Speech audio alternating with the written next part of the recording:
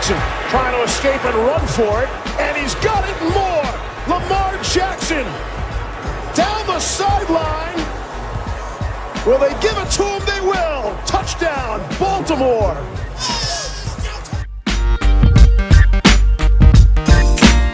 And with 1:17 left to play on Wild Card Weekend, the Hayes in the barn.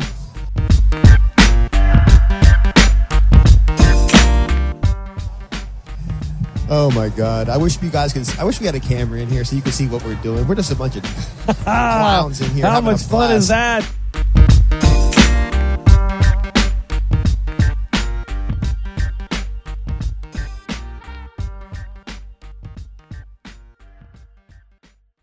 All right, welcome on back to another edition of the Baltimore Beatdown podcast. It is Friday, July 30th, 2021. My name is Jake Luke. I'm joined on my screen by Spencer Nathaniel Schultz, coming to you guys live on a Thursday night here at 8:46 p.m. Interesting Thursday here in Baltimore. A couple of Eastern Standard Time. Eastern Standard Time. You know, interesting Thursday here with some severe thunderstorms coming through. That was bizarre. I had to drive home in part of it and was a little scared I was going to get struck by lightning. Thankfully, I didn't, though. I'm here. How's it going, bud? Doing well. So training camp today, just quickly, I go. Kyle Barber walks up to me. He's, I'm not credentialed. I'm in the guerrilla warfare back there. I'm hiding where I can text kind of, so I can take like 5 steps and send out tweets. I'm in the trenches. Wore my Pardon My Take button up that I just got. I am not kidding. This is the most comfy shirt that I now own. It is unbelievable material. I need to check what it is. Unbelievable. So I've been comfy the entire day. Really excited. Camp the last couple of days. Lamar takes a big week 14 on training camp kind of hype. He runs to the locker room, so to speak, for 10 days. But it's been a lot of fun. Enjoying myself. I feel good, and I'm excited to go to M&T Bank Stadium. I guess if you're listening to this now, tomorrow, Saturday, and hopefully, if you're going, reach out on Twitter. Jake, are you coming with me? No, I had to get a pass and I didn't. Apparently, everyone over 18 has to have a pass. Oh, fuck. All right, I'll be by myself. So I'm going to be by myself. I'm going to see if I can finagle Jake somehow. Pause. And get him going. But if not, hit me up. I actually have a little bit of homework to do at the stadium. I'm going to plug myself right now, my current situation. So just talking shop, and already paid for season tickets this year. And, my mom, we've had season tickets, bless her heart. She got season tickets in 1996. I've been very fortunate. Single mom, took me to, 8 times 20 some seasons of games.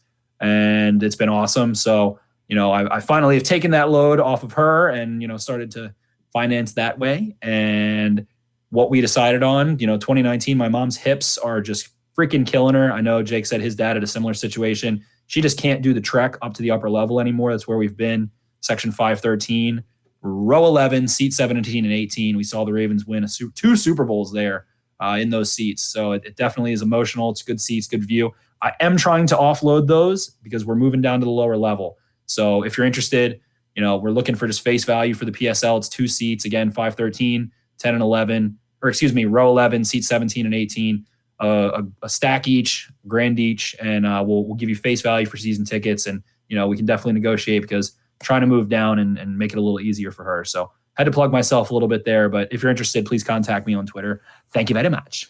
Yeah, please do contact him at Ravens for Dummies. So that is glad we're opening the show with that, but training camp is also open.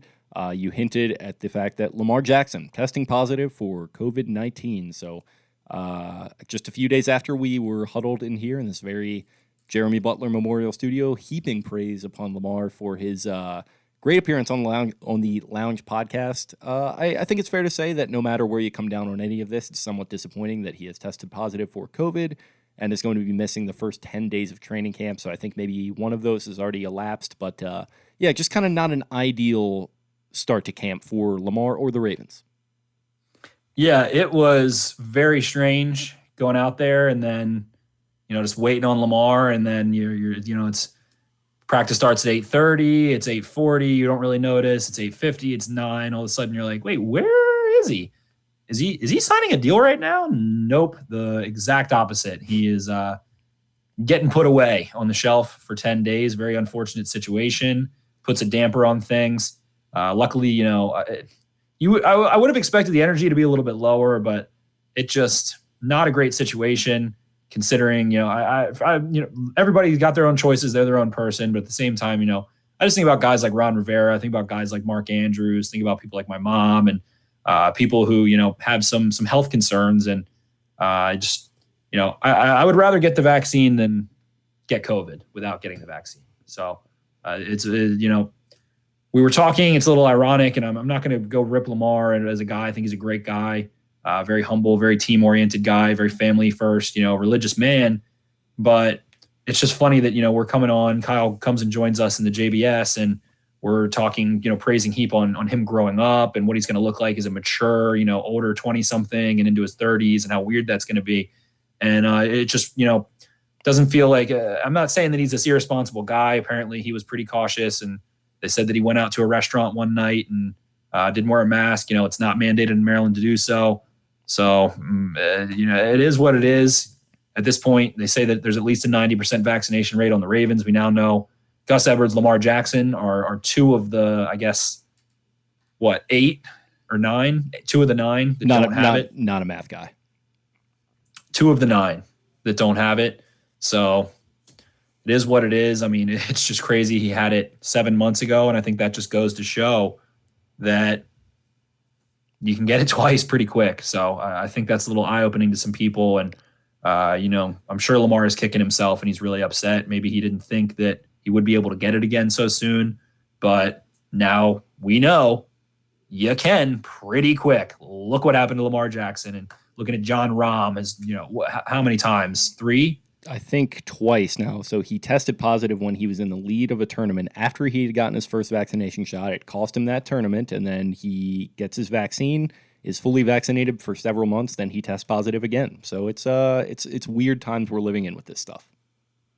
It is. So I just, feels like we're going backwards. Yeah. And that really, really, really, really sucks, especially when we're on the verge of, this is a Ravens podcast.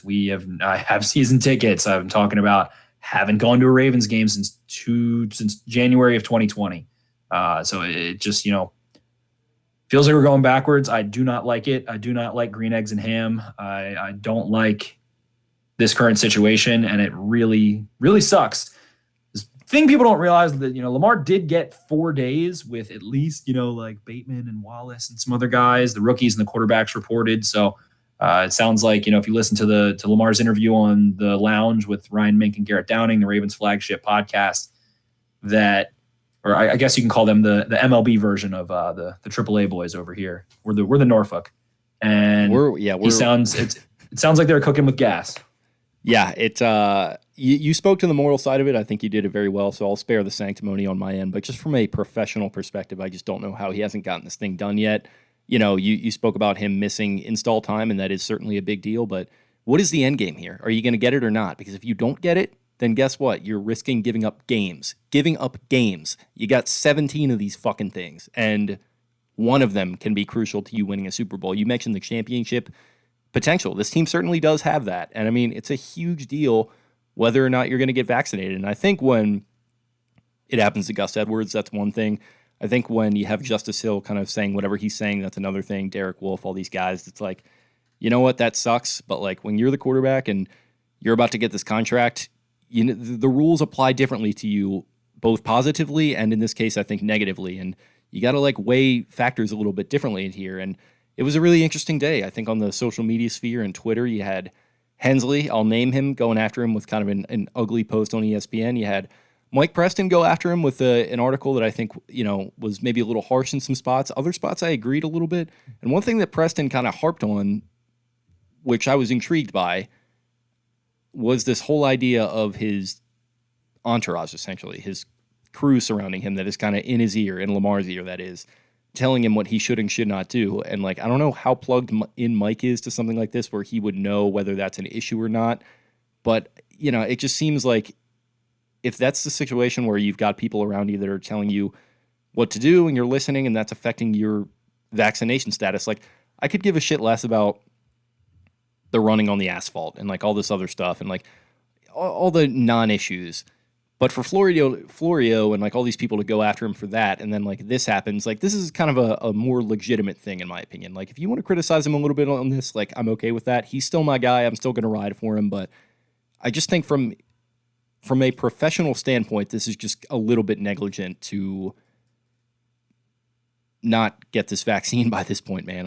I personally don't get it. And like, if you're going to talk about the Super Bowl all this time, you're going to talk about like changing your number once you win the Super Bowl. Like, this is kind of, shout out to Michael Irvin, like getting the vaccine is sort of a prerequisite at this point to wanting to win a championship.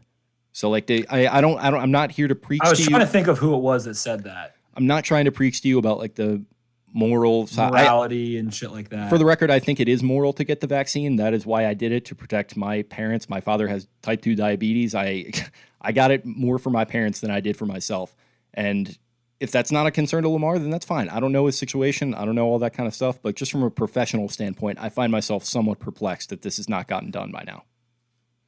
Really the only thing that rubs me the wrong way of this whole situation is the timing of the changing the number after the Super Bowl comments. You know, he says, if I win a Super Bowl, I want to change my number to number 1, get 2 numbers retired and all that shit. And just having that attitude, but then not looking before you leap. Basically, he's trying to take these Super Bowl leaps, but it's the little shit. It's the small stuff. And he said, I don't know if you listened to that interview yet, but he says in that interview, this year, I want to take it a little more slowly. I want to start taking it week by week and not talk about the Super Bowl as much. I want to talk about the next game. He said that in that interview, but then he mentioned the Super Bowl thing. So it's some dueling dichotomies going on here for sure.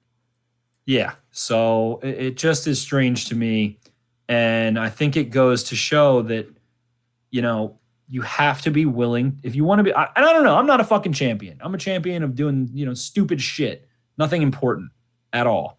But I am not a champion. I'm no freaking Michael Jordan. None of that. But I feel like you got to do some shit that you don't want to do if you want to be a champion. And I think that this is you know, I'm not saying that the Ravens' chances of going to the big game are done or anything like that.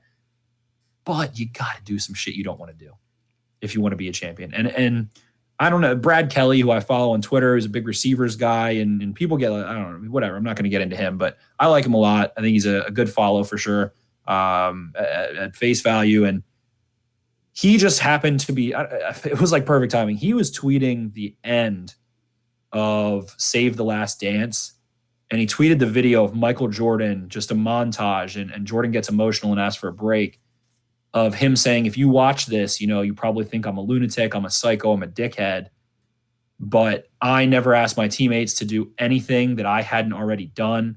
And the reason that I was able to do what I did was because of what I went through and the struggles that Michael Jordan, you know, faced, the challenges that he faced, and things in his, you know, on the court and off the court.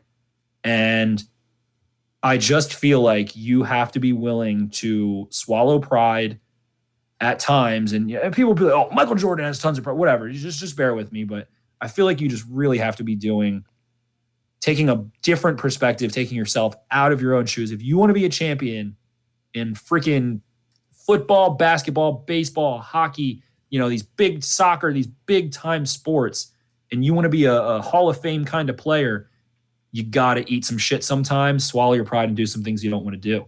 And it's just unfortunate. You know, I'm happy. Like I said, Lamar already got some throwing time in with a couple guys, and, you know, he worked in the offseason, but training camp, man, Ravens are working under center a bit.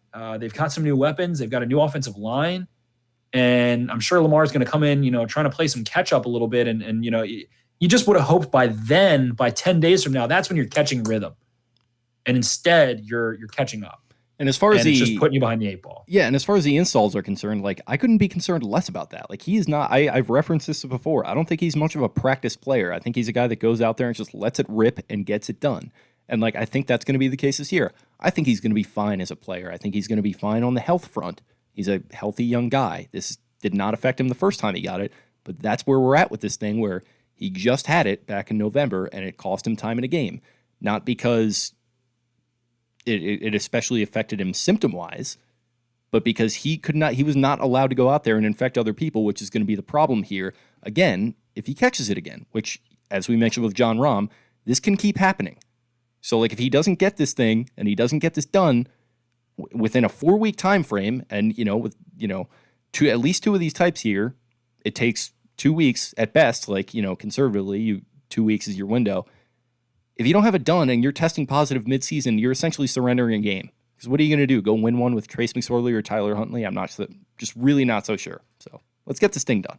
It happened last year. You had to go play with Trace last year in Pittsburgh. RG3. It happened twice. Yeah. You had Huntley in the fourth quarter of a playoff game. Like, what happens 4 months from now? You get it in fucking January when things are spread a little bit more easily, typically, and whatever. Don't ignore me on that. I don't know the science, whatever, but just get it done. The NFL has laid down the gauntlet, and to be making a stand against that and the protocols and all that good stuff, it's just we don't know. And to be fair, we don't know that he is. We don't know what his stance is on it. He's not like Cole Beasley out here reading off his fucking diatribe and having the dumbass Bills tweet out the statement for everyone to see. Like, that needed to be put out there for one thing. He's not like talking about any of this stuff, so we don't know the reasons. And like maybe he has. And people talk about Cole Beasley, but pretty quietly, Jalen Ramsey and DeAndre Hopkins both pretty much shit on the idea of the vaccine.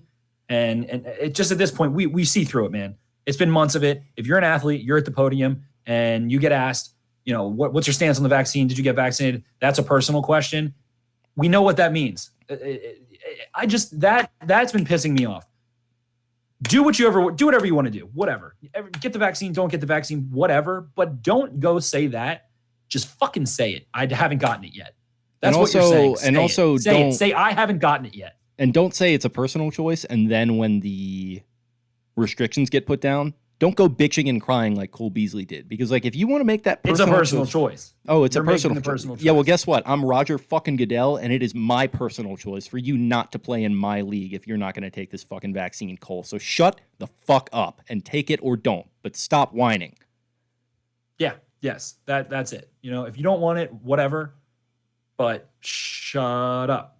Pretty much. So that is our intellectual analysis of the vaccine and Lamar Jackson and all this stuff. It's been a very up and down kind of. I feel like that's a relatable take. I feel like you chop it up with your friends, whatever. Just don't be a jerk about it. Yeah. If you don't want to get it, you don't want to get it. Making some whole thing about your freedoms. No one's sticking a needle in your arm. Like, yeah. Don't play this don't play both sides of the fence where it's like, oh well, it's just my personal choice to do it or not to do it. But I also get to play in the league, and I get to put Mark Andrews with diabetes at risk, and I get to put Ron Rivera at risk. Like, give me a fucking break. Like, how about you grow up? Count Chocula, Peter Pan. It's awful. We're not saying whatever. Let's move past it. I mean, it is what it is. He's out. Hopefully he's healthy. Probably will be, as you said. He's fine the first time. Look, he's a smart young guy. We love him. I'm sure, I think, and I believe deep in my heart and my mind that he's going to figure this out and do the right thing. He's got to be livid with himself right now. He is. He's got to be absolutely furious. He posted a little Instagram story, the cussing red face emojis, WTF, whatever he said. And he's livid. So learn from it, grow from it, take a speed bump and keep rolling. And, there are silver linings. There are silver linings to it. In the end, Trace McSorley, Tyler Huntley getting a ton of reps. Would you prefer Lamar there? Yes, but hey, backup quarterback is a secretly important position, especially when it is COVID, when there are possibilities of circumstances changing, and guys have had to play a good bit. The winner of Blake of the Year is just kind of floating around out there too. Do not get me riled up. And Blazing Blake Bortles is quick too. He is. He can move, man. He can scoot. He can scoot and boogie. I'd love to see Blake here for a couple weeks. They've shown interest. They wanted to have him for a visit a couple years ago, but he signed with the Rams. So, yep, there's that. There's the quarterback analysis. What else did you see out there? You were out there the first couple days in a fan capacity. We had Kyle inside the ropes kind of tweeting some videos out. What are the training camp takeaways? Keith Williams, man. Love it. Love the energy he brings. Love the fact that he's a cleats coach. I think a lot of DBs and wide receivers will tell you that in such technical positions that are such, premier athletes in terms of track speed. Like if you were an NFL wide receiver or cornerback, you probably were a really high level track athlete. You're a movement specialist. You're a physical technician. And to see Keith Williams off on his own, laying down cones, laying down bags, putting stuff down, setting up his own fucking drills, and you see him going half speed through them, walking through, flashing his hands where they're supposed to go, using, shuck movements or swim movements on dummies where they're supposed to go, running through all of it mentally, running through all of it physically, then bringing his wide receivers in when they're done with special teams at the beginning of the practice, when everyone breaks off into positional drills, and watching Keith Williams be a energetic, positive, involved, detail-oriented, and physically fit coach is a change of pace from what the Ravens have had. They also have T. Martin, who, they're breaking receivers into, two lines a lot of the time, not necessarily two groups, but, they're getting lots and lots and lots and lots and lots of reps by splitting them in half right next to each other. So they're fluid through those. You see guys getting detailed instruction. When it's not done right, it has gone back and demonstrated. You did this. This is how I want it. Go do it again. Do it. Boom. Praised. It is positive coaching. Guys at the NFL at this point aren't going to be responding to getting yelled at and shit like that anymore. That's something I've never really had a place for. Occasionally some kids need, to see the fear of God in a coach every, blue moon. But that's a head coach's job, I think. Like that probably still has potential, but you want to get that from the general. The lieutenant's got to be able to relate to the guys a little more. Yes, for sure. Good point. And, you want, it to be more of a brother or a father than an authoritarian figure in ways. So those are great things. I think that Sammy Watkins has been really impressive. I think that James Prochet has been really impressive. I think that Jalen Moore has been really impressive. Devin Duvernay looks like he's worked on his releases a lot. I mean, basically, the Ravens wide receiver drills consist of releases. It's releases and breaks, releases and breaks. They run some routes, of course, but it is drills that practice sinking the hips, sinking the knees, and dragging the toes and creating harsh angles and all that good stuff. So that's been definitely entertaining. Tyler Huntley is like a young Brett Favre on the practice field. The man is bombing the ball. Like if I had his intended air yards per drop back right now or per pass attempt right now, it'd be like fucking 14 and a half. It would lead the NFL. He is slanging that thing around. Is it all pretty? No. Has he thrown a couple, interceptions, couple dangerous interceptable passes? Absolutely. But it's just a nice contrast to, Trace McSorley and at times Lamar that are can, especially in practice, can kind of get into a rhythm with the tight ends and get into a rhythm with scrambling around a little bit. Tyler Huntley's been bombing it, and Trace had a good first day, rocky second day, but overall it's just been really exciting to watch Huntley air the ball out, man. I'm having fun watching him fling that pigskin. For sure. So is that all you got from days 1 and 2 of camp? Yeah, I mean, I don't want to drag this on. We have a really great interview with Brad Spielberger. So I did the recaps on our YouTube page. So if you want to go get a day-by-day recap, I'm going to be pumping those out. Usually around noon, I go live on the Baltimore Beatdown YouTube. First 2 days that happened. I'm sure many, many, many of you were there. If you follow our podcast closely, we got a good bit of views. We appreciate that. And so if you want that good info, go there. We got the padded practice on Saturday. So that's shout out to Adam Schefter for getting me 1,000 Twitter followers and making me feel good about myself because I got a video of RG3 breaking his fucking finger on Tim Williams' helmet. So that's where we're having the 2-year anniversary of that. 2-year anniversary of that. And so check out the Baltimore Beatdown YouTube, check out our Instagram, check out our Twitter for daily updates. I'm sure many, many, many of you are. If you're a new listener, head on over there. Jake will tell you where to find all that good stuff on the outro. But Brad Spielberger was awesome.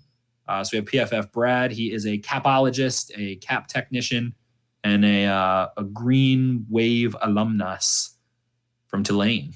He kind of reminded me of a Midwestern Voss. Yeah. Yep. Which is a good thing. It was a great interview. He was a really energetic guy. Seemed super excited about hopping on with us, talking a little bit of a cap, talking a little bit of trades. He's Voss if Voss drank a lot of milk. Yeah. He's Voss if he were born from Jason Siegel's parents in How I Met Your Mother. And that's a compliment. Oh, wow. Shout out to, oh my God, Marshall Erickson. Shout out to the Ericksons. The Ericksons. He looked like I don't know how many siblings Marshall had. It was a couple, but he looked like whatever he had 2 older brothers. Yeah, maybe the third Erickson brother with that harsh goatee. It's pretty sweet. It was pretty sweet. He's a really intelligent guy. Wrote a book, so he talks about that on there. But he's taking us Lamar Jackson extension. We're talking NFL salary cap. We're talking trade scenarios, draft value, Mark Andrews contract. Some other ancillary things. The Ravens front office and how he evaluates what they've done under Eric DeCosta's leadership. So great interview. I think it runs about 40 some odd minutes there. And yes, we got a little hour 10-minute episode here. And next time we talk on this podcast, we'll have some padded practice info. And I believe there will be two listens from now, Lamar will be back. So, all will hopefully be right in the world by then. So, let's send it on over that way. Absolutely. Well, we're going to throw it over to the interview. So before we do that, make sure you follow us on the social media. You can follow me at Jake Luke. That is Louque. You can follow Spencer at Ravens4Dummies. That's the number 4. Follow the show at Podcast Beatdown. Follow the Instagram account at Baltimore_Beatdown_podcast. And check us out on YouTube as well. And like Spenny said, we've got pretty much a smorgasbord of all our content being thrown across all those different platforms. I've been cutting up TikToks. You don't really need to follow us on TikTok because I just kind of throw them up on the other platforms. That's just kind of clips of the show. So it's the full content bonanza right now. Just a total vortex of content here, and as we approach August. Yeah, it's football time. I'm having fun, man. I'm having a great time. Man, James Prochet makes a diving catch today. I got some goosey bumps. I was goose pimpled out, and it's just a freaking blast. I can't wait for pads to come on. I can't wait for practice against the Panthers. I can't wait for preseason. I can't wait for the regular season. It's going to be a hell of a time. Get waxed, get vaxxed, be smart, drink your fucking milk. And so do good things so we don't have another lockdown. That's all we ask. Absolutely. And without further ado, going to throw it over to our great interview with Brad Spielberger. It's going to make you a lot smarter. You're going to get a few laughs out of it. He's an awesome dude. So shoot him a follow at PFF_Brad. If he didn't mention that in the interview, I think he did, but just wanted to throw that in there. But he did. And there's a quote in there that we will be using. If you are a detractor of this podcast, we had a certified capologist tell us that we are a smart podcast. So listen to that. Put that in your pipe and Mr. Whoever said that we swear on the iTunes reviews, so he gave us 2 stars. We're smart, and you're not. So here's the interview with Brad. You guys have a great weekend, and we will talk to you again on Monday or Tuesday or Wednesday, whenever we decide to record, because we are not locked into a schedule yet, thankfully. But it's twice a week still, as everyone knows. So really, I crushed that, really landed the plane well. And we might be, Monday, Tuesday, Wednesday. You'll never know. Let's go bowling. Have a great weekend, guys. See ya. Arrivederci. All right, we now welcome on a very special guest. It is a Brad Spielberger from PFF. He's a capologist, a cap master, a cap wizard. Is all the things that I've been written down here to describe you. King of Cap is another one. What would you prefer we call you here, Brad? I just wanted to make it known on the record. I didn't make him say all those things. I didn't have him write that list down. Any of those works, though. I'll take any of them. Yeah, okay. I probably could have phrased that better, that it was Spencer that kind of wrote those down initially. But, it's good to have you on, man. We have, we are, big admirers of PFF. We have a lot of the people here at the site that are as well, and your work. So good to have you on. And we were talking to you before we got going here about kind of starting chronologically with our guests. It's something we definitely like to do. So kind of a little bit of chronological order on you and your story, your background in football, the business side of football, which you obviously seem very interested in. How'd you kind of find yourself at this sort of mesh point between the two worlds of kind of football and business, and how it's gotten you a career in all of this? Yeah, well, first and foremost, thank you guys for having me on. So not to make it a super long story, but really always was fascinated by it. Right now, there's deals and trades breaking in multiple leagues. I was kind of one of those weirdos that I'm not going to say I like the offseason more than the season. I like watching the games more than anything else. But people say that sometimes, and I've seen that written on Twitter or elsewhere. I'm like one of those people where I think for me, it's kind of visualizing when you see a trade go down, you're like, oh, how is this player going to fit on this roster? How is he going to mesh with what they do and stuff like that? And so that's where it started. And then obviously, you got to pay people to do that, and you got to make transactions, you got to make trades, stuff like that. So kind of, fed into the finance bit a little bit. And then ultimately I went to law school where at Tulane down in New Orleans, and kind of random, but they have a negotiation competition. It's known like around the league. We've had volunteers from all over help us run it. And essentially we do like mock negotiations for players, try to, arrive at an agreement. And so through doing that is when the dream became somewhat reality. I was able to meet some PFF guys and that the rest is now I'm here. Love to hear it. That is a very fun intro into a kind of a niche little field there.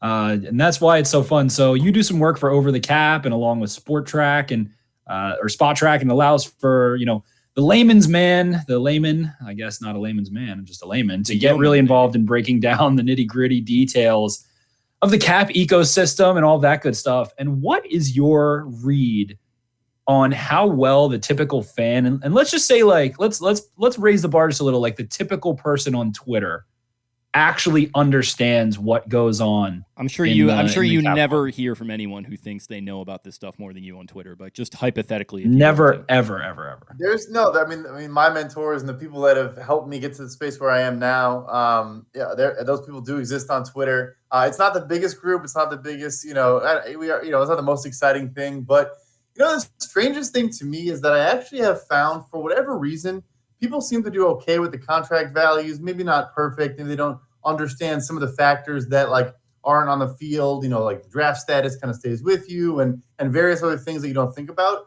But the one thing that boggles my mind is trade value, which I'm very interested in. I actually wrote a book about draft pick trades and stuff like that. What's the title of the book? Say it again? What's the title of the book? Plug it. It's called The Drafting Stage, and it's about kind of trying to find a marketplace to where how you value each draft pick and positional value and stuff like that. But wasn't trying to sneak a plug in. But anyways, you can look up old trades and you can figure out what a good value would be for a current trade, really just by looking at lists of old trades. For whatever reason, Twitter has the worst, oh, this guy's going to go for 4 first. I'm like, he's probably going to get a 3rd round pick. It's the weirdest thing. But yeah, beyond that, I know the contracts aren't that exciting. So the expectations are pretty low on what people, should know. But I think fans that want to know about it do. So if you're a trade guy, and going a little off script here, but you're a trade guy, you got my gears turning there a little bit. I get my gears grind personally when I hear the Jimmy Johnson trade chart referenced all over the place, because I think it's at a certain point, maybe you want to move on from that a little bit. I'm sure it's there's plenty of its properties are still kind of active in the league. But what do you kind of make of the Jimmy Johnson trade chart and its use in 2021 by, if not fans, then even people more in the know? So that's literally why I wrote the book. It's absurd. The fact that teams are still, and I'll tell you right now, for a fact, teams still use it. It is controlling the NFL marketplace. Some don't say they use it and they claim to look at other things. But at the end of the day, when you make a trade, it has to be on both sides pretty much even according to the Jimmy Johnson chart. So clearly they are looking at something similar. It's insane. It was before there wasn't even a salary cap when it was created. There wasn't the rookie wage scale, which obviously changes how draft picks should be valued. So it grinds my gears as well. It inspired me to write 100 pages that grind my gears that much. Cool. We're gonna have to check that book out then. Maybe send us a copy and we'll do a review on here. But that's I'm really glad to hear you say that as somebody a lot smarter than me on this topic, because it kind of riles me a little bit as well. But I mean, it sounds like it's well founded if people in the league are using it. So I mean, I guess that's. Do you just have sweat dreams, night terrors about Ricky Williams, the general trade for Ricky Williams? One of the all-timers, an entire draft class. And I'm from Chicago, a Bears fan, so my guy Mike Ditka goes down to New Orleans, and that was pretty much the beginning of the end of his tenure down there. He's got the cigar going after they trade the whole draft. I love that iconic image of Mike Ditka. But yeah, I mean, I guess we've hit on this a little bit. Tell us a little bit more about your role with PFF, how it's kind of grown since you started, where you think it's headed. I think it's sort of a really interesting tool. Got some friends over there. Gordon in particular, we like him a lot. I think it's kind of done a really good job merging the two different ecosystems of hardcore NFL sort of data and whatever else it might be with kind of making it a little bit more accessible for the fans. So just some kind of insight on your role with PFF and how it's kind of gone since you've gotten there and where it's going. Yeah, absolutely. I think that is a good perception, and I think the goal of me coming in was kind of the same boat. I'm not gonna say make cap and contracts interesting, but to be able to kind of write things on the website in layman's terms and explain some things that people find it interesting.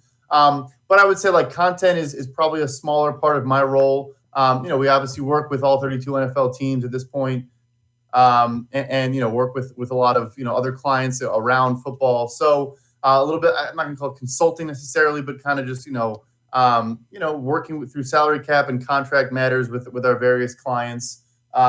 It's trying to put data, like, we've obviously changed how we grade players and how we view film and do all these things. And so it's from the same boat. The Jimmy Johnson chart's a good example, like trying to convince teams and show teams like maybe you should look at this from a different angle, or maybe you should, take a player's rookie contract into account when you're making the pick and stuff like that. So, same, general goal of PFF, but just my niche area happens to be, contracts and roster construction and stuff like that. That's awesome. And we've definitely been a fan of your work. I feel like you didn't start low. The bar wasn't low when you started, but I feel like lately, especially this last cycle, you were just spot on a lot, especially the free agent deals. You were getting, so close on some. I think you were really close on Corey Davis and a few others. And I was just like, wow, Brad's really starting to bear down here. Love to see it. Love to see it. Pun intended there, I guess, right? Bear down, baby. Shout out to the Tulane. What are they? The Green Wave? What is it? Oh yeah, the Green Wave. Yeah. There we go, baby. So what do you make? And again, we kind of work a little chronologically. So what do you make of? And speaking of this past free agency cycle, like the current structure of the CBA and what it is now versus back in 2011 when the rookie wage scale was first implemented. Yeah. So, I appreciate the shout out. And honestly, it was only natural that I start my first year and then we have like COVID happen. So I'm guessing a reduced salary cap for the first time in, a decade, but it went all right. But yeah, so it is really interesting to kind of view things in a different prism where, rookie draft picks became more valuable. They came exponentially more valuable. It's hard to put a perfect dollar amount on it, but Sam Bradford signs for a 6-year, $60 million deal with $50 million guaranteed. The next year, Cam Newton gets 4 years for like $22 million. So it's a huge difference. And basically the biggest thing we've seen, and we've now seen it with a couple guys, obviously Mahomes is an example, Russell Wilson was an example, but if you can get a franchise quarterback on a rookie contract now, it is such an advantage and gives you such a leg up on spending, and obviously the Ravens understand this as well. You can spend on offensive line, you can spend on defense, you can spend at every other spot, because if you're not spending $40 million per year, which they're probably about to be doing, on a quarterback, it just opens things up for you. And so it's not just quarterbacks too. Like an example from the book is Nick Bosa is the 37th highest paid edge rusher in the NFL, and he's like a consensus top 10 guy and was right away. So there's just so many edges you can find. And the trade component of it as well. The Ravens are smart about how they go about it. You can, take advantage of less smart teams and find edges and address your roster in a better way. Yeah, and with them kind of being at that fulcrum point or just about there with Lamar Jackson, the Ravens you mentioned, a little bit more of a meta conversation is the one that's sort of surrounding the model of building around like your cheap young quarterback who can carry the team for a couple years. To what extent do you see that as an imperative, sort of as the efficient or market inefficiency to exploit? And like, what are some of your ideas on how a team transitions from that first phase of a QB's career into that second contract salary cap wise? Because it is very much, as we saw with Joe Flacco here in Baltimore, it's very much a before and after situation. Yeah, that's a great question. I think you should be aggressive if you're seeing things from the guy early on. You should target that second and third and I guess fourth year of the deal as well. Obviously, we're seeing guys get extended after that third year. It's the earliest you're allowed to go ahead and give them an early extension. But if you see if the guy is a playoff caliber guy and he's a good player, you should attack it, because you're not going to get that back ever again. Like you said, as soon as you pay the guy, it's a different landscape. But I think we also have gone too far where I think some former GMs that maybe became former GMs because this happened to them, they've now said, like, you can't win with a high-priced quarterback. And that's also not true. What I think it is the margin for error is just a lot slimmer. You can't make mistakes. You can't give out big, bloated contracts to older guys or just bad players or just kind of swing and miss on trades, free agent signings, draft picks, high picks, whatever. You just kind of have to be smarter about if we do a bad deal, it's going to hurt us more. Whereas, is it a bad deal, the last couple of years? Yeah, it stinks for, the short term, but it's like, all right, well, our quarterback's still making $30 million less than he should be. So it can't really kill us, in a vacuum. Right. And that's something I wanted to get into is kind of looking, and we were looking at the 2011 CBA, Joe Flacco's contract, and we'll shift to the Ravens just a little bit. Obviously, it has to be the most historic and famous contract in Baltimore Ravens history. And you kind of have your facing a loaded gun with a Super Bowl MVP in a contract year. And in the end, you look back, some injuries happen, some things happen. There's so many variables involved. So how do you balance making a decision like that or evaluating a contract or decision like that in the moment versus now looking back in hindsight? Obviously, you learn from it, but have you found any kind of balance between the two? It's a difficult question. I don't know quite how to phrase it, but I hope you get what I'm getting at. I totally do, and I think it's something that we're seeing right now, this offseason in particular, was really fascinating because I would say with Flacco, it was kind of, as you mentioned, like it was an impossible choice. Like he had one of the best playoff runs in the history of the NFL. Was just absolutely lights out the entire stretch, and that's in a contract year. And even if you had some question marks before that, which they probably did, once that happens, like you just don't really have a choice. I think the reason this offseason was pivotal was because the trend has been you do the early extension because you're going to save some money if you get it done early. But Carson Wentz and Jared Goff, go ahead, get that early extension, become some of the highest paid quarterbacks in the NFL. And before either guy even plays a year on, of the actual contract, they're both now on different rosters. So I think with Josh Allen, Lamar Jackson, and Baker Mayfield, all guys that have shown flashes of brilliance and at times have struggled or maybe shown, times where they're vulnerable in certain ways, it becomes a really interesting question. And I think maybe the early extension decision kind of gets tweaked and gets changed, and teams view it differently and maybe let a guy actually play out the full rookie contract, let him reach the 5th-year option year and see what happens. That's the biggest thing I think we might see change. Yeah, and I think speaking of like difficult situations, I look at Orlando Brown Jr., demanding a trade because he wants to switch positions. It's very unconventional. He's a very unconventional guy. His father was a very unconventional guy, as we know here. And, it was kind of the most surprising, least surprising thing ever that he wanted to go and do something like that. But obviously, as you know, the business side of things comes into the equation there. So now that the dust is kind of settled on that, and both teams and all three parties involved are going to be moving into the season, how do you feel that both teams and the Chiefs and the Ravens fared, and what do you kind of see as the future for Orlando Brown Jr. here, who's probably going to be seeking a deal as a left tackle in Kansas City?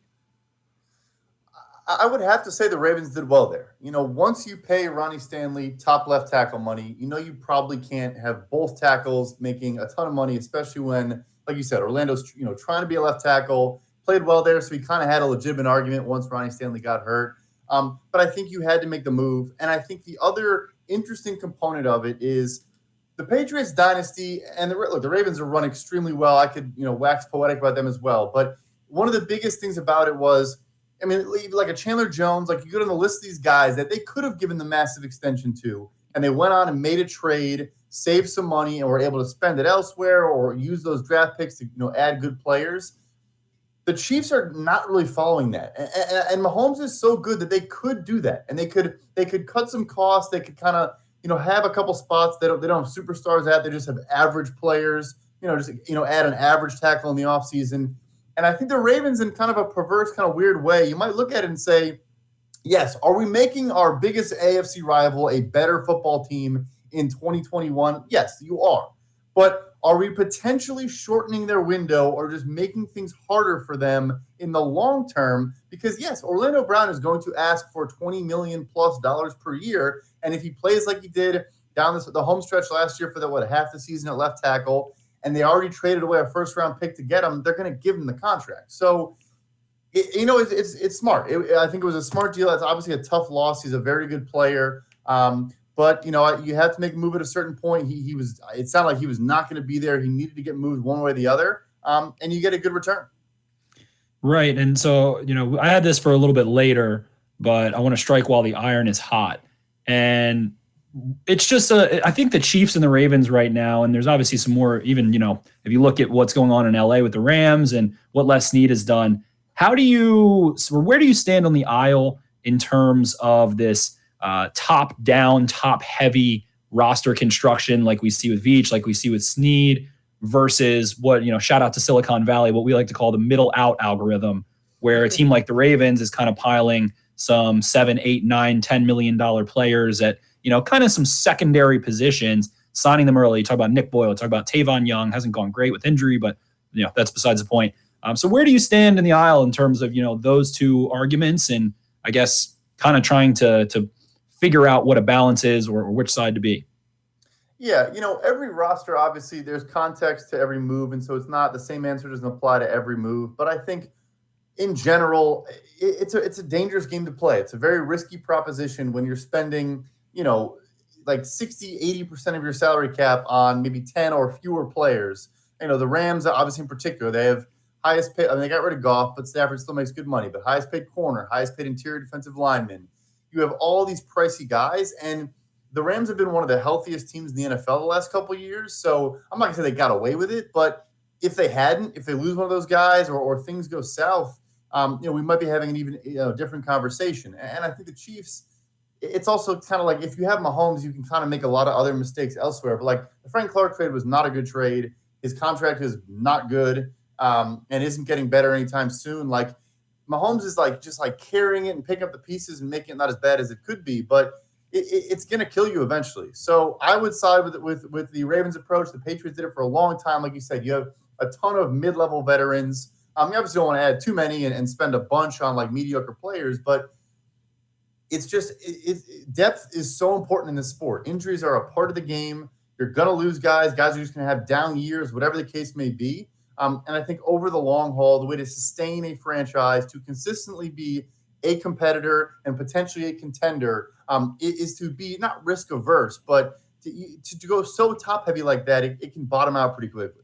Yeah, and I think talking about like hard decisions that the Ravens have had to make, like we just saw two really top outside linebackers walk away with Matthew Judon and Yannick Ngakoue leaving that building. And so they retained Tyus Bowser, 4-year, $22 million deal total. I think it came out more to like a 2-year deal worth maybe half around that. But do you feel the Ravens were wise to kind of take that path? It sounds like from what you were just saying there that you think that it probably makes a little bit more sense to not spend all out for the superstars and kind of like stack depth a little bit with the Tyus Bowser and kind of go back to the draft like they did with OA there in the first round.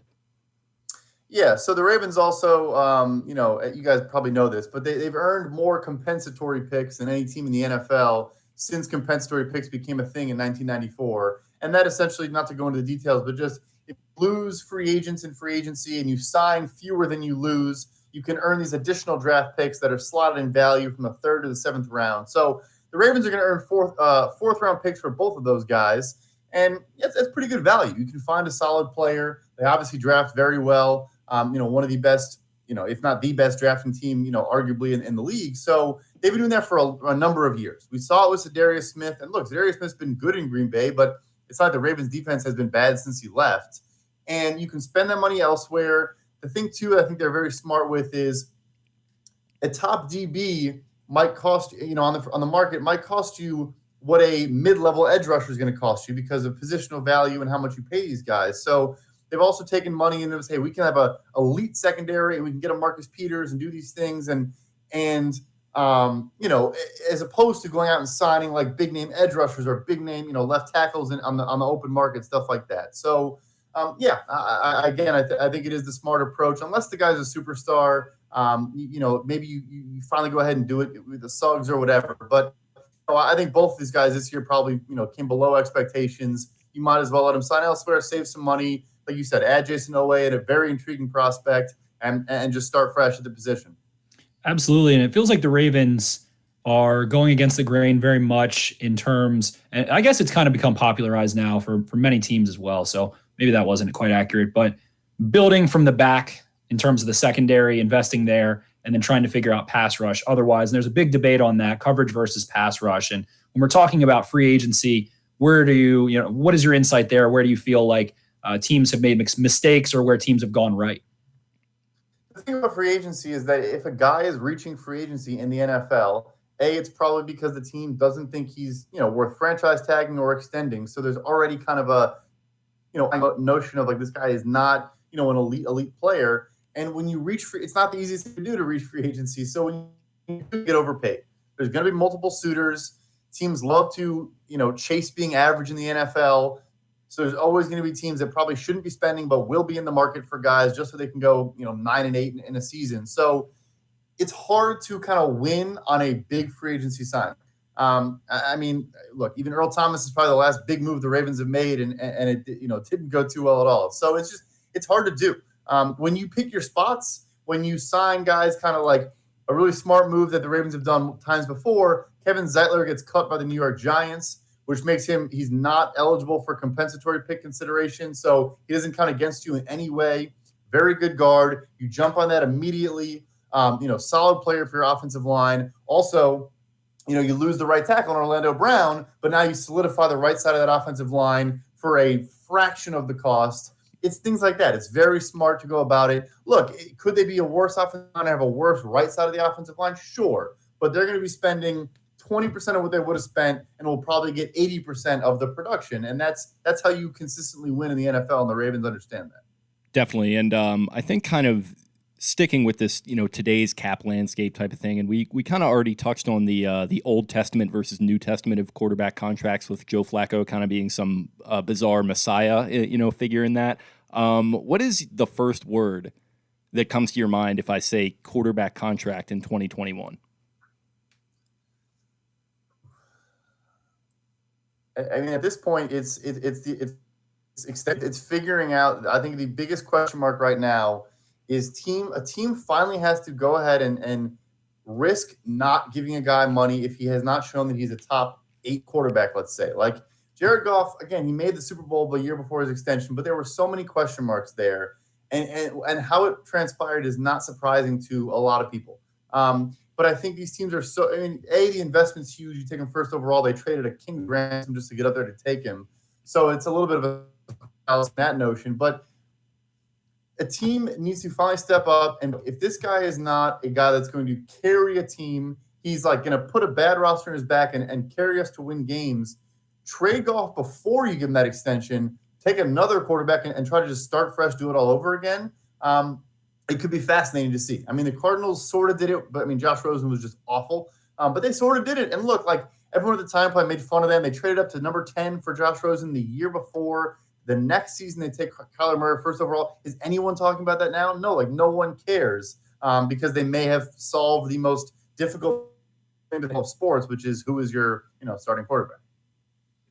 Right. And it's really, I feel like, I don't know, I've said it a few times on this podcast. Maybe it's a little different when you're more on the national, but considering the 3 young quarterbacks in the AFC that have all been relatively successful, Baker Mayfield, Josh Allen, and Lamar Jackson, I feel like there just isn't a ton of buzz on these contract situations like we saw with Dak Prescott or some other situations. And maybe it's because they're fresh and they haven't gone stale yet and, it hasn't gotten really bad. But as things stand, how do you think that the Browns, the Bills, the Ravens, or maybe just teams in general, in these situations for a second contract franchise quarterback type, can still add value and extend their quarterback? Where can you look to do that? It's a good point. So that's a good question. I mean, I think a lot of it is structurally. If you have a healthy cap situation and you kind of can plan out a number of years, you can stagger cap hits and you can do things so you can clear room in the future. I mean, the Mahomes deal is a total unicorn. It's not something that anyone's going to be able to emulate. Getting a decade-long contract is not a thing. But even with like a Dak Prescott, for example, you sign that deal and it's set up to where they're going to restructure his contract next year, and they're gonna convert a bunch of salary into bonus and push it down the line to create a bunch of extra cap space. So like you can do things like that where for the Ravens you say, okay, look, we know we have Lamar Jackson and Mark Andrews. We just pay, and even before that, when you're looking at Ronnie Stanley, when you're looking at Marlon Humphrey, you're looking at holistically and you're figuring out here's all these various payments we're going to make. Here's all these good players we have to take care of. How can we set it up to where there's not a bunch of cap hits hitting the same year, or, the cash is also an important component as well. The owner will tell you that. So like it's figuring out a way to never let a move be viewed in a vacuum. Everything is connected to everything else. And smart about how you go about things, you can make sure you take care of that. But the quarterback thing is just so challenging because the investment's so big, and they're 9-figure contracts. It's crazy at this point. It is, and I guess we should probably just jump into it at this point. What do you ultimately anticipate Lamar Jackson's extension is going to look like? How will it shape the Ravens moving forward? Kind of a weird time to be discussing this, frankly, with the fact that he's currently on the shelf with COVID for the second time in less than a calendar year, but just kind of some insight onto that from you. Yeah, very cool that he's negotiating his own deal, or him and his mom and their brain trust are working through it. It's gonna be like 5 years, $205 million or something like that. I don't see how it comes in much less than that. And that would be $41 million per year, would just edge out Dak Prescott. At 40, obviously Patrick Mahomes is the leader in the clubhouse right now at 45, but that's somewhat a product of the fact that he gave them 10 years of control over his deal. But yeah, I don't see how you come in below that. And I think honestly, those three guys, whoever goes first, the second guy will top him, and the third guy will top the next two. So it's really fascinating. It sounds like the Browns are maybe toying with the idea of not extending Baker Mayfield this offseason, but it's just tough because if you don't, the quarterback market's always going to grow. So if you don't, and he has let's say he has the best season of his career, and the Browns roster is loaded. I mean, I guess you guys are AFC North fans. You're probably sick of hearing about the Browns, but let's say they have a really good season, they make the AFC Championship game, whatever. He's going to ask you for $50 million a year, so it's tough. It's a really tough proposition. Absolutely. I mean, no, we don't get sick of talking about the Browns because it's just been so fun to watch them grow and what Barry's done up there and the way that they have made themselves competent now, rivaling the Ravens in terms of sheer volume in their analytics department and all that good stuff. But yeah, it's interesting. I kind of feel like ultimately Josh Allen will be the last to sign because he might have the most leverage right now. And as you said, the market goes up. But we'll get into a little bit of that. We wanted to talk about some more Ravens situations. You mentioned Zeitler, some other things. The Ravens have a couple other key free agents in Mark Andrews, Marquise Brown eventually, as well as, some secondary positions. Bradley Bozeman, a guy that they like. They're put him at center this year. He's been a starter for a couple years now.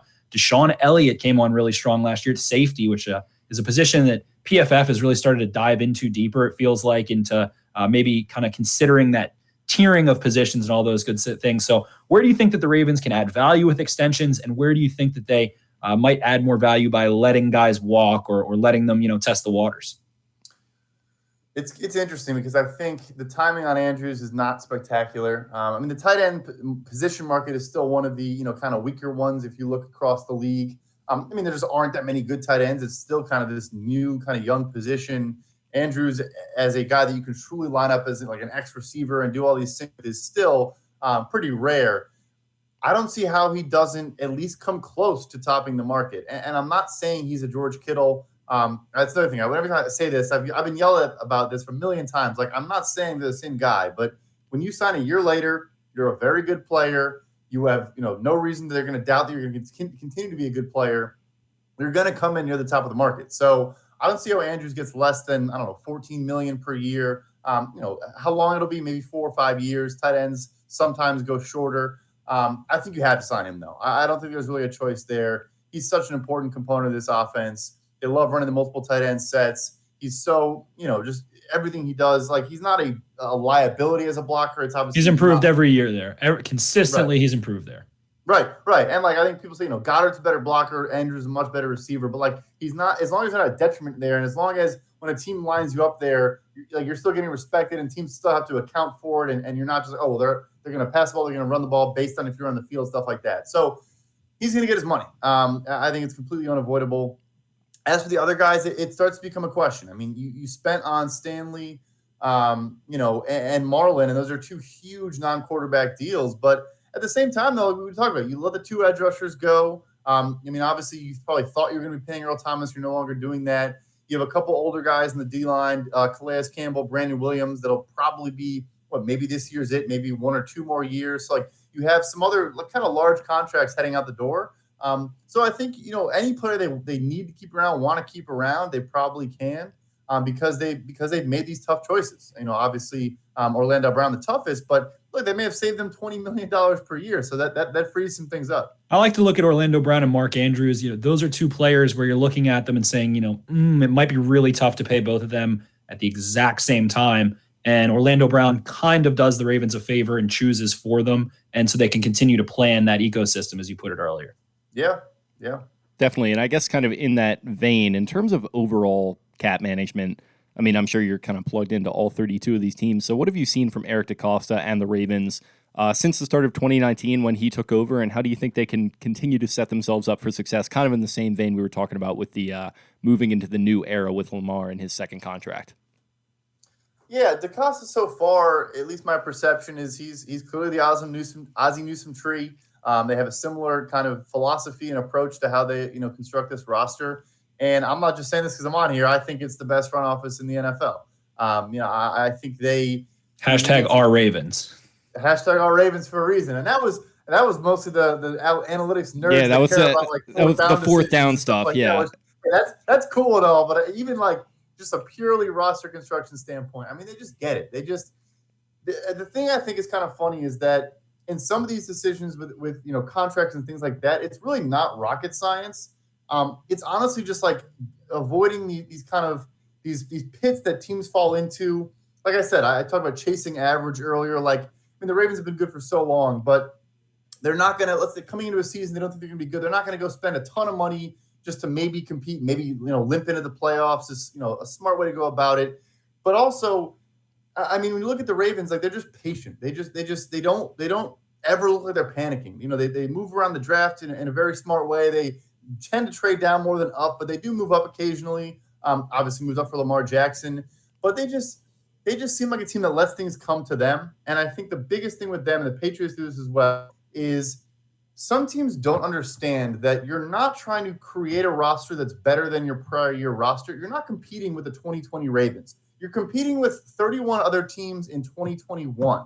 And I think the Ravens and Patriots, they get that more than other teams where like they're so obsessed with improving what they were bad in the year before. No, just beat the market, beat everybody else. And the reason we're talking about why they spent so much on the secondary is because they found a market inefficiency. Like, that's probably why they got there. And now they're running 13 personnel and bullying teams because that's another market inefficiency. We have 215-pound linebackers and teams are playing dime every snap, so they zagged when everyone zigged or whatever you want to say, and that's how you consistently win football games. Preach. I like the idea of having expectations. I totally understand, but like when you're with the young, hotshot rookie quarterback contract, every fan on Twitter is freaking out about how like, oh, well, last year they, got to the playoffs. This year they won a playoff game. Next year they have to go to the AFC Championship game. And it's like this stuff isn't always linear, guys. Like that's just something that fires me up a little bit. So love to hear you say that.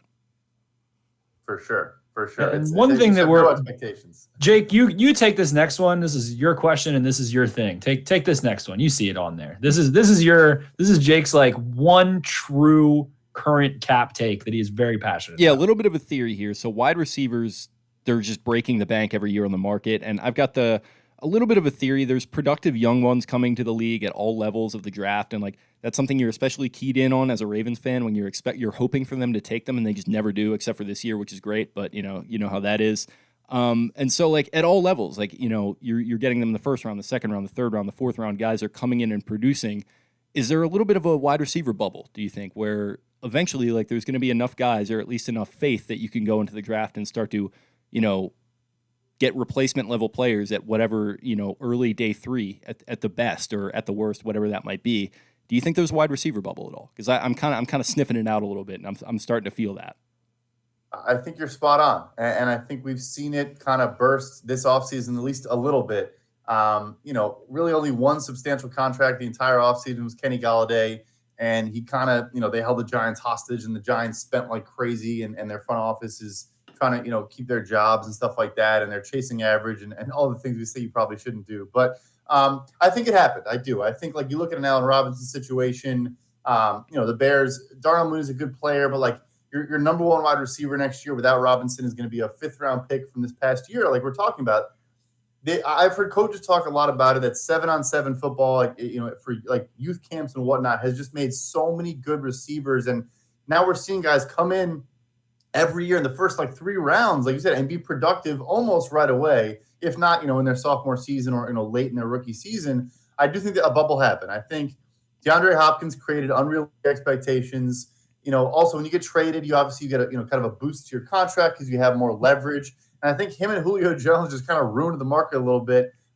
Jones is per year is much lower, but almost entirely fully guaranteed deal for a 30-year-old receiver. It was kind of an insane move.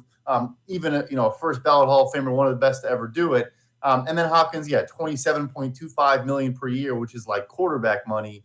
I think it's now going to kind of shift back and say, hey, look, if you have a Devontae Adams or whatever, although he's not, it's not going great so far. If you have that guy, go ahead and pay him, sure. But you could also maybe spend mid-tier money on like 3 options, spread defenses out, make them respect everyone on your field, and still spend the same amount of money. There's no telling if that's actually not the better idea to go about it.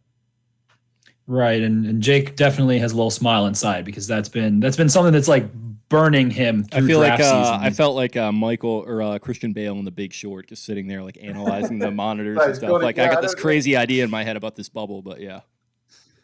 Love it. So just the last, I think we touched on a bunch for the end here, and final thing. So we have another contributor that hops on here a bunch, and he just loves and wants a definitive answer on this question. How many blue chip or cornerstone contracts should a team have to be a contender? Is there a number? Is there a range? You can talk about positional value and things like that, but you just kind of look around and you look at a lot of the better teams in the NFL, and they end up having, that 5, 6, 7, 8 guys that are towards the top 10 of their position and 15 million plus. It's a great question too, because I think as much as we try to find edges to not spend money, like you do need to spend money. You need to compete in this league. You want to be spending it on your draft picks just because that shows you're good at drafting. But having a little bit of dead money, which is, like we talked about, converting money into bonus and pushing it down the line, is something you have to do if you want to compete in this league. And what that enables you to do is spend more cash in that season than the cap is actually worth, so you can kind of, over leverage yourself a bit. I would say you do want to have like 6 to 8, maybe more, depending on the team, top-ish tier contracts. You want to have pillars, like you said, cornerstones in certain spots. What positions those are do matter. I'm not as, I don't think I'm as like adamant about, some of the things I think we joked maybe it's pre-show, but about the whole running backs don't matter and all of that. I mean, I wouldn't draft them particularly high and I wouldn't pay them a ton of money, but I'm not as like strict on that. But, you could spend money and you should try in theory to spend it on, the more premier positions. But at the same time, we talked about, let's say you don't spend at, tackle. Let's say you don't spend at edge rusher. Then you can have 3 good corners or 2 good corners and a good safety. You have the best guards in the NFL if you want. And so it's all context. This is like a terrible answer, but you do want to spend a 6 to 10 range of guys that are worth that money, and then you fill out around it. Is a healthy way to go about it.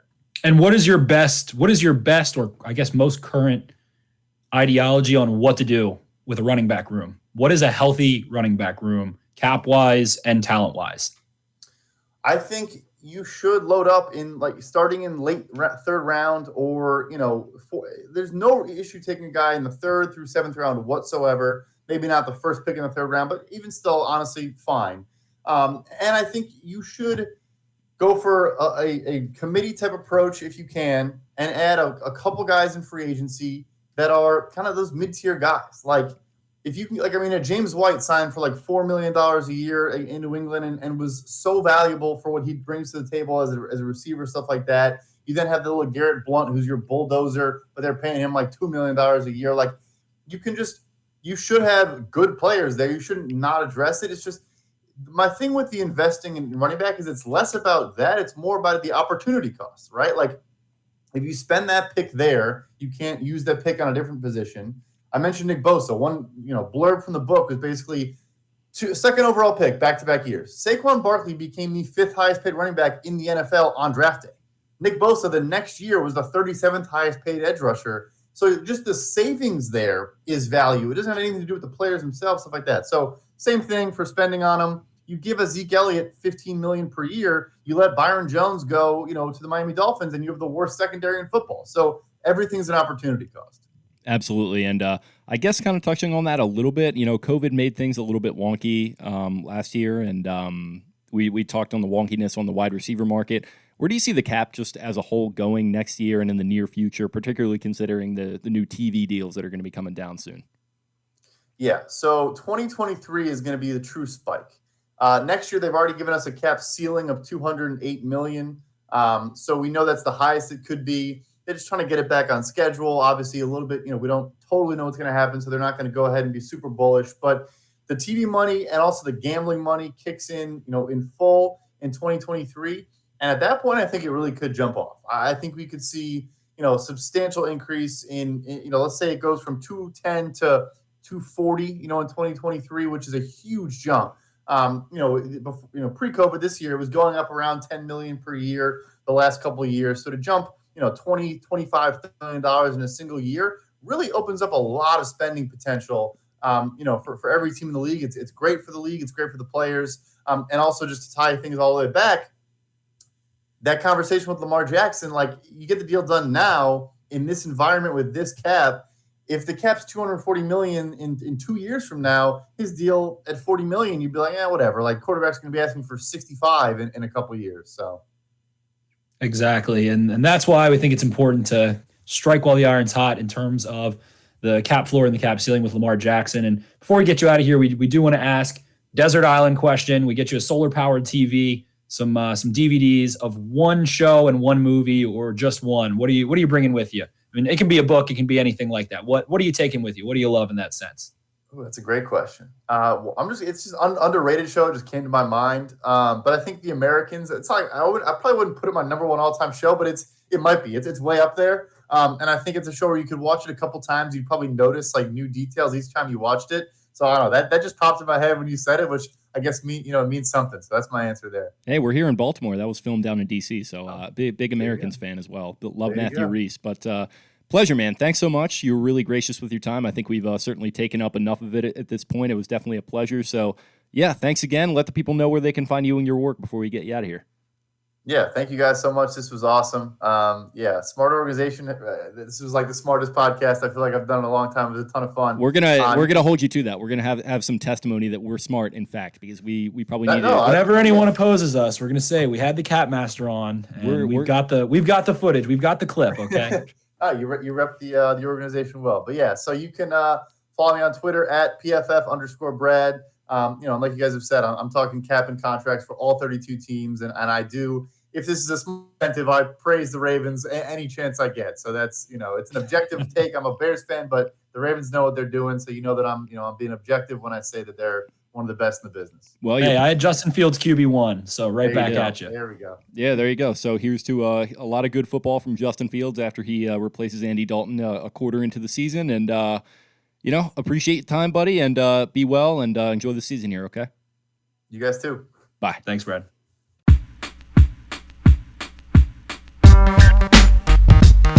Gorlami.